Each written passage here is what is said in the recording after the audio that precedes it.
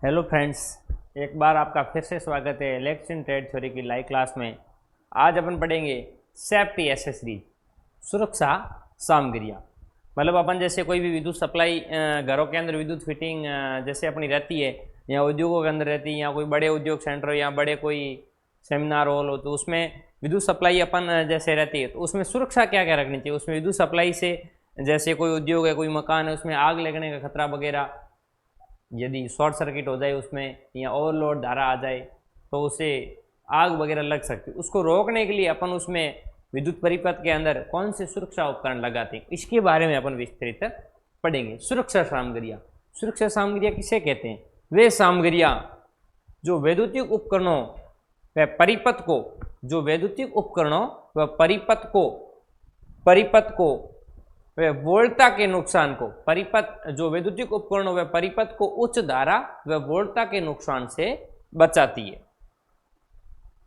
वह सहायक सामग्रियां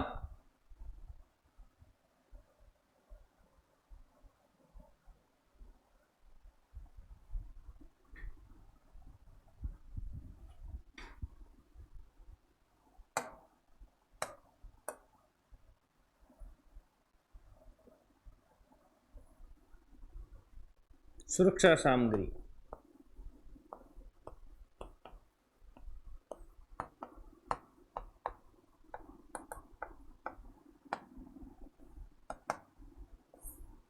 सुरक्षा सामग्रियां सुरक्षा सामग्रियां किसे कहते हैं? वे सहायक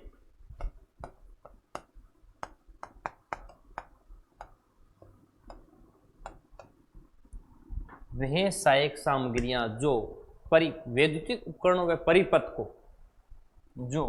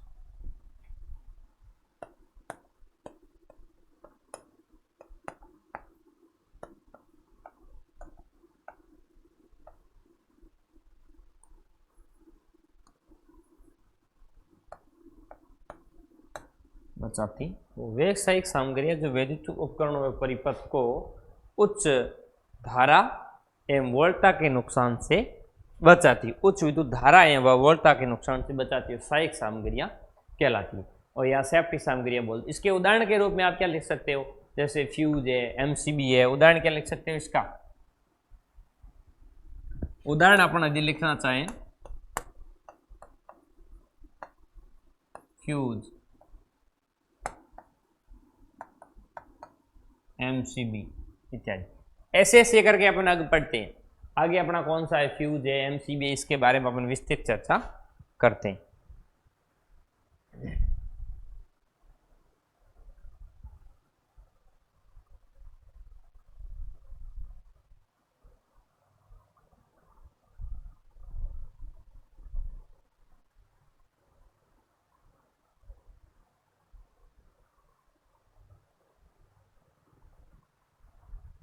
ये है आपका फ्यूज, ठीक है। ये फ्यूज है, ये फ्यूज की आकृति है, ये अलग प्रकार का फ्यूज है, ये अलग प्रकार का फ्यूज है। फ्यूज अलग अलग प्रकार के होते हैं, वो अपनी क्षमता के अनुसार अलग अलग जगह यूज लिए जाते हैं। जहाँ भी जिसकी विद्युत क्षमता होती है उसके अनुसार अपन फ्यूज लगाते हैं। ये एक वह सुरक्षा युक्ति होती है जो किसी विद्युत परिपथ को शॉर्ट सर्किट अथवा ओवरलोड परिस्थितियों में सुरक्षा प्रदान करती है। फ्यूज किसे बोलते हैं अपन? फ्यूज किसे कहते हैं कि वह सुरक्षा युक्ति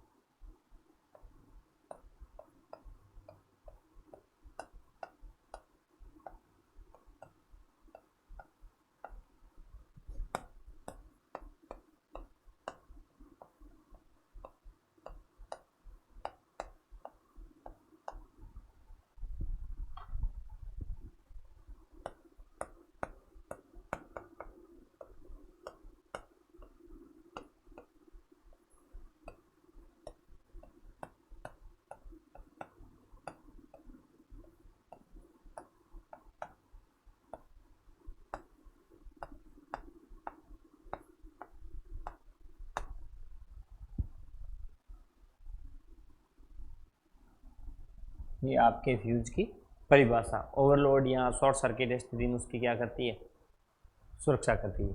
और किसी केबल या तार में उसकी विद्युत धारा वहन क्षमता से अधिक विद्युत धारा, कोई भी तार होता है, फ्यूज कैसे काम करता है, क्या काम करता है, कोई भी तार या केबल होती है तो उसकी जो धारा वहन क्षमता होती है उससे अधिक विद्युत धारा प्रवाहित करने, अपन उससे अधिक मान के विद्युत धारा प्रवाहित करते हैं तो तार या केबल क्या हो जाता है, जल जाता है, या तार या केबल क्या हो जाता है, सॉरी गर्म हो जाता है। तो उसका गर्म होने से उसका अचालक आवरण होता है, जैसे कोई तार या केबल के ऊपर अचालक रबड़ का आवरण चढ़े होता है, वो क्या करता है, पिघल जाता है, पिघल के वो क्या करता है, गलता है, जिससे क्या होता है, भवन या जिसे भवन के अंदर क्या लग जाती है, आग लगने की संभावना रहती है। ऐसी स्थिति में फ्यूज सुरक्षा प्रदान करता है। और स्वयं ऐसी स्थिति में फ्यूज क्या करता है, सुरक्षा प्रदान करता है। उस जो अपन तार या काम में लेते हैं, तार या केबल जिससे विद्युत धारा प्रवाहित करनी होती है, उस तार या केबल का गलनांक फ्यूज के गलनांक से ज्यादा होता है, जिससे कि वो तार या केबल गर्म होकर पिघले, तो उसके ऊपर अचालक आवरण पिघले उससे पहले फ्यूज गर्म होकर क्या कर जाता है, टूट जाता है। और फ्यूज युक्ति में प्रयोग किया जा रहा जो पदार्थ प्रयोग किया जाता है, जो तार प्रयोग किया जाता है, उसका गलनांक क्या होता है, निम्न होता है, उसका गलनांक क्या होता है, निम्न। और फ्यूज के रूप में मुख्य रूप से फ्यूज तार के रूप में टिन या लेड मिश्र धातु का तार काम में लिया जाता है।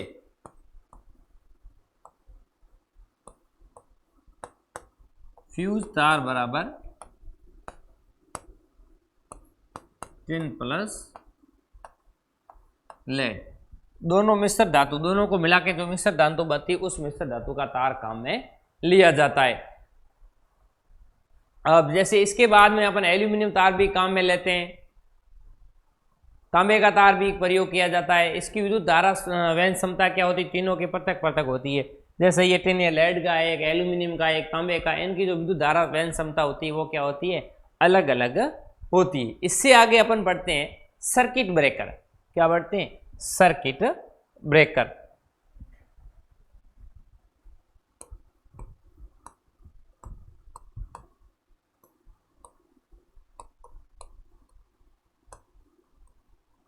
सर्किट ब्रेकर, सर्किट ब्रेकर क्या युक्ति होती है, ये एक सर्किट ब्रेकर एक ऐसा साधन है जो सामान्य स्थितियों के साथ साथ, सर्किट ब्रेकर क्या होता है, सर्किट के अंदर ब्रेक लगाना। सर्किट ब्रेकर से मतलब समझो सर्किट के अंदर ब्रेक लगाना, जो सामान्य स्थितियों के साथ साथ असामान्य स्थिति, अब जैसे कोई विद्युत परिपथ सामान्य चल रहा है तो वो तो सामान्य स्थिति है, उसके साथ साथ असामान्य स्थिति, जैसे ओवरलोड हो या परिपथ को शॉर्ट सर्किट हो जाता है तो उसमें विच्छेद करने के लिए योग्य होता है, उसमें विच्छेद करने के लिए सर्किट ब्रेकर को अपन काम में लेते हैं। और सर्किट ब्रेकर के रूप में मुख्य रूप से अपन काम में किसको लेते हैं, एमसीबी को। किसको लेते हैं, एमसीबी, जो कि कम वोल्टता में परिचालन के लिए प्रयोग किया जाता है। सर्किट ब्रेकर के रूप में मुख्य रूप से किसको प्रयोग में लेते हैं, एमसीबी। तो एमसीबी की क्या संरचना होती है, इसकी क्या विशेषता होती है, इसके बारे में अपन पढ़ते हैं। ये आपके है एमसीबी,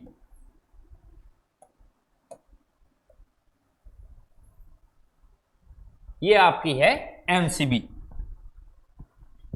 ये देखो एमसीबी, ये एमसीबी, ये एमसीबी के अलग अलग भाग, आंतरिक भाग की संरचना या आंतरिक भागों के पार्ट्सों के नाम है MCB, miniature circuit breaker.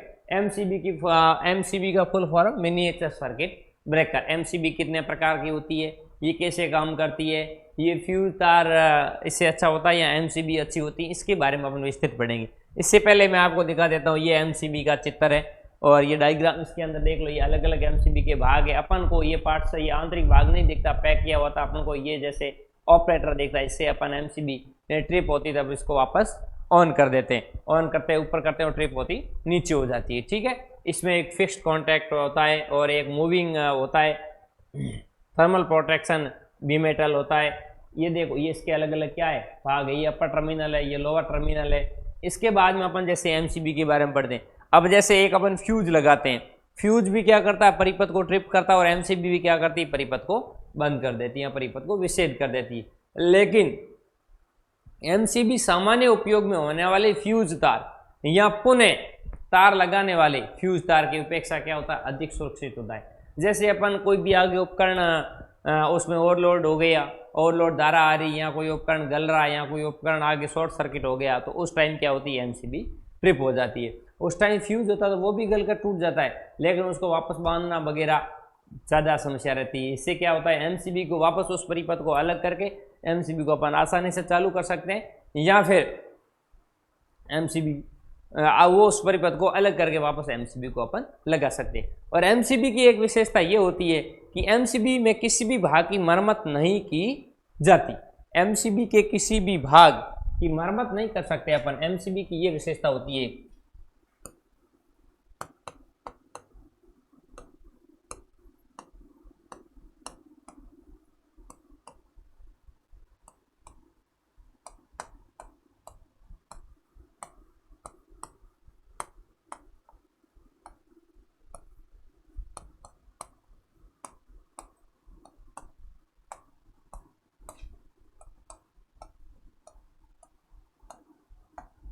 MCB के किसी भी भाग की मरम्मत नहीं की जा सकती। दोष युक्त होने पर, दोष युक्त जैसे इसमें कोई दोष आ गया,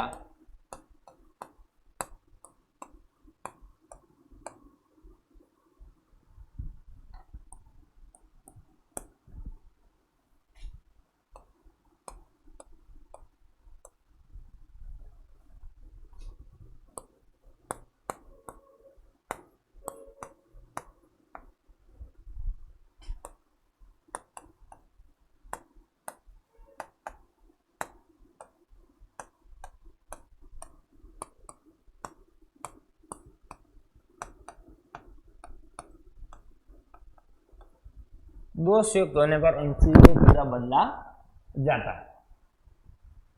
एमसीबी में ओवरलोड होने पर थर्मल रिले या मैग्नेटिक रिले क्या करती है, कार्य करती है। एमसीबी अनिवार्य रूप से टेम्पर रोधी होते हैं। एमसीबी अनिवार्य रूप से कैसे होती है, टेम्पर रोधी। ये प्लंग डिजाइन में भी एमसीबी की अलग अलग डिजाइन होती है। एमसीबी स्विच के कार्य के अतिरिक्त परिपथ की सुरक्षा भी रखती है। जैसे एमसीबी है, ये स्विच के रूप में भी कार्य करती है। जैसे एमसीबी को बंद कर दिया तो आगे विद्युत सप्लाई बंद हो गई।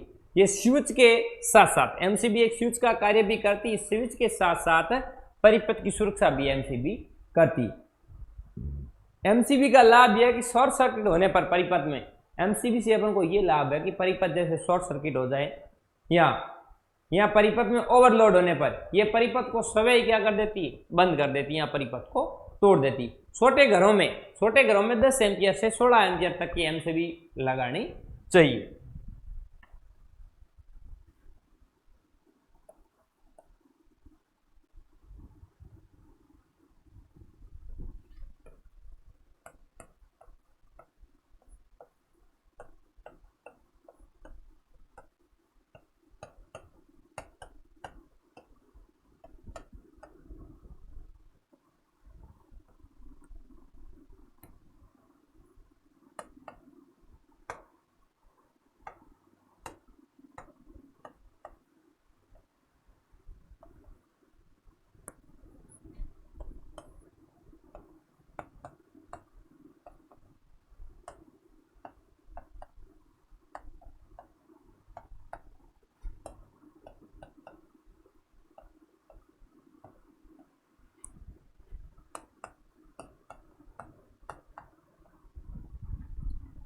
छोटे घरों में 10 एम्पियर से 16 एम्पियर तक की एमसीबी लगानी चाहिए। एमसीबी से 60 एम्पियर तक की उपलब्ध रहती। एमसीबी है जो अधिकतम 60 एम्पियर तक की उपलब्ध रहती है। अपन जैसे छोटा मकान हो, आवास हो, कमरा हो, जैसे कोई आवास है, छोटा मकान है, कमरा हो, उस हर में क्या आ गई, एमसीबी का उपयोग होता है। एमसीबी का उपयोग हर जगह होता है। एमसीबी का निर्माण किस 3 प्रकार के सिद्धांत पर होता है। कितने प्रकार का सिद्धांत कैसे होता है, एक थर्मल मैग्नेटिक है, एक मैग्नेटिक हाइड्रोक्लोरिक है, हाइड्रोलिक है, क्लोरिक नहीं सॉरी, मैग्नेटिक हाइड्रोलिक, और तीसरा है असिस्टेंट बायोमेट्रिक। ये एमसीबी के निर्माण की 3 सिद्धांत है। अब फिर एमसीबी का अपन डिजाइन कैसे करते हैं, एमसीबी की डिजाइन तथा रेटिंग किस आधार पे एमसीबी को अपन बनाते हैं, लगाते हैं।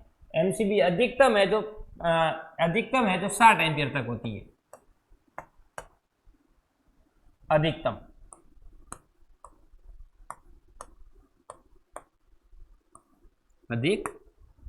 इससे आगे जैसे अपन चलते हैं एमसीबी की डिजाइन।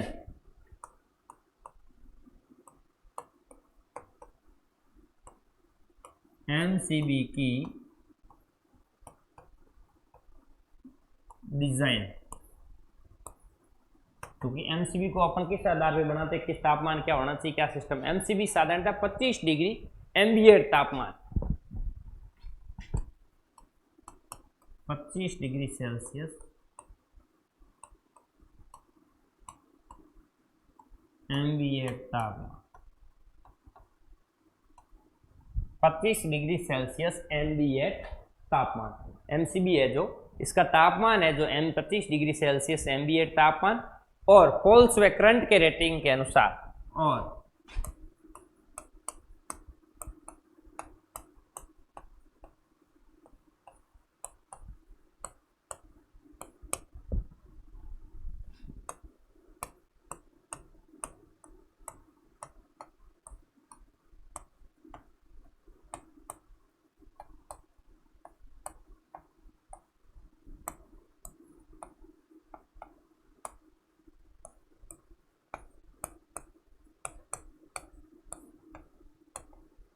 आधार पर डिजाइन की जाती है। इसमें जैसे एमसीबी है, सिंगल पोल है, डबल पोल है, ट्रिपल पोल है, 4 पोल है, ऐसे होता है। अब अपन पढ़ते हैं एमसीबी का वर्गीकरण। क्या पढ़ते हैं? एमसीबी का वर्गीकरण। एमसीबी कितने प्रकार की होती है?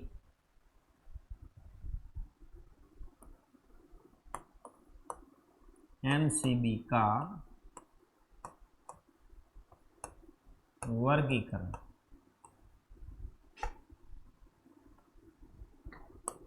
एक नंबर एल श्रेणी एमसीबी।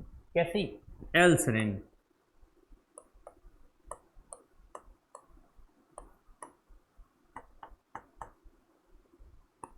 दो नंबर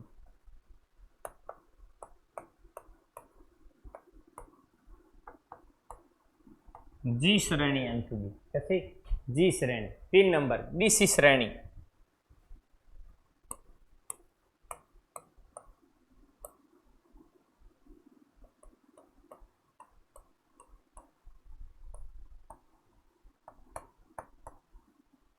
तीन नंबर डीसी श्रेणी एमसीबी।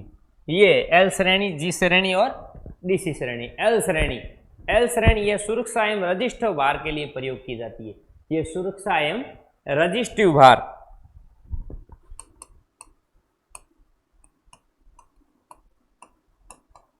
ये सुरक्षा व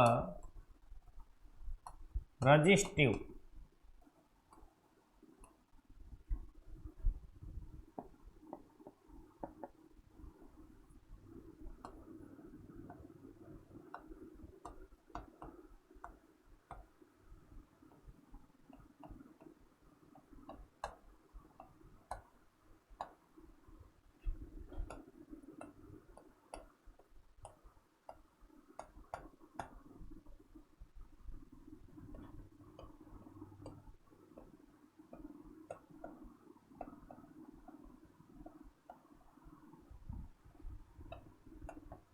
सुरक्षा एवं रजिस्टिव भार के लिए प्रयोग में ली जाती। दूसरी जी श्रेणी की एमसीबी, ये भी सुरक्षा एवं इंडक्टिव भार के लिए प्रयोग में ली जाती। ये सुरक्षा एवं इंडक्टिव भार, यह सुरक्षा एवं इंडक्टिव, सुरक्षा एवं इंडक्टिव भार,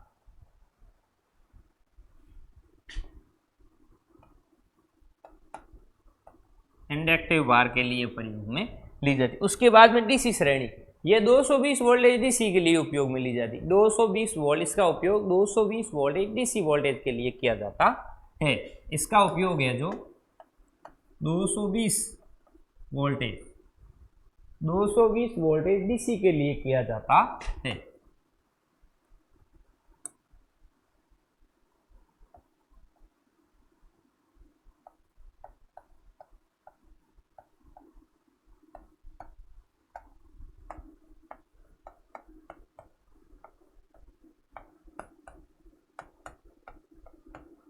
किया जाता है। इसी प्रकार ये थे एमसीबी के भाग। इसका एक नोट ये है,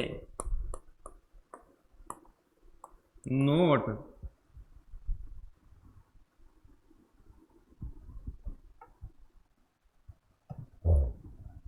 इसमें जो सबसे ऊपर है एल श्रेणी और जी श्रेणी की एमसीबी अनावर्त या लगातार ओवरलोड होने की स्थिति में ट्रिप तो होगी, परंतु कुछ क्षण ओवरलोड की स्थिति में ट्रिप नहीं होती है।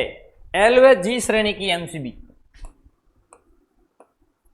एल व जी श्रेणी की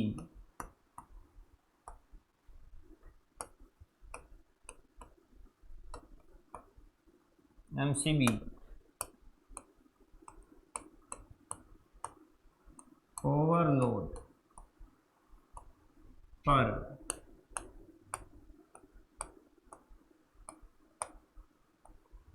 एल व जी श्रेणी की एमसीबी ओवरलोड पर ट्रिप होगी, ओवरलोड पर ट्रिप होगी, जबकि कुछ क्षण के लिए नहीं होगी, जबकि कुछ क्षण के लिए नहीं होगी। इससे आगे अपन, जैसे ये इसका भाग हुआ, इससे आगे हम पढ़ते हैं आइसोलेटर। आइसोलेटर क्या होता है? एक एमसीबी की जैसी संरचना होती है, आप देखते हैं इसमें लिख रखा है ये आइसोलेटर। ये क्या होता है, इससे अपन कैसे देखते हैं? ये आइसोलेटर एक स्विच होता है। क्या होता है? ये एक स्विच है। इसका उपयोग ऑटोमेटिक ट्रिपिंग के लिए नहीं कर सकते। आइसोलेटर ये एक स्विच है, यह एक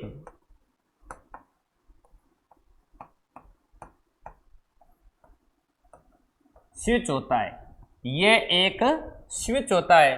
इसका उपयोग ऑटोमेटिक ट्रिपिंग के लिए नहीं कर सकते। इसका प्रयोग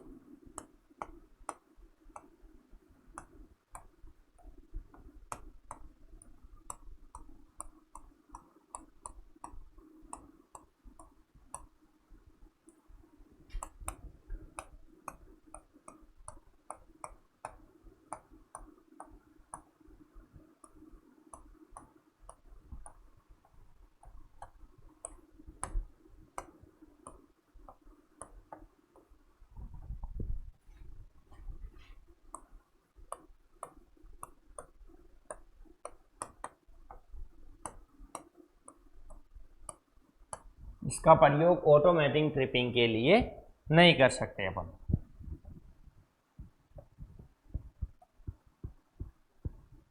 इसका प्रयोग है जो ऑटोमेटिक ट्रिपिंग के लिए नहीं कर सकते। इसका चयन है जो वोल्टेज के आधार पर किया जाता है।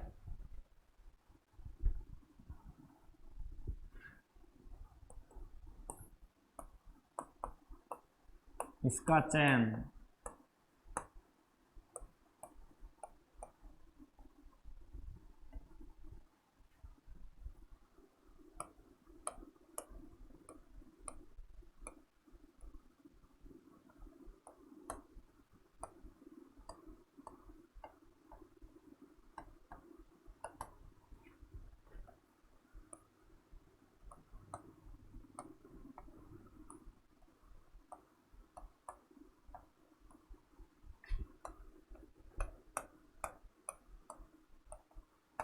इसका चयन वोल्टेज के आधार पर नहीं, इसका चयन वोल्टेज के आधार पर किया जाता है।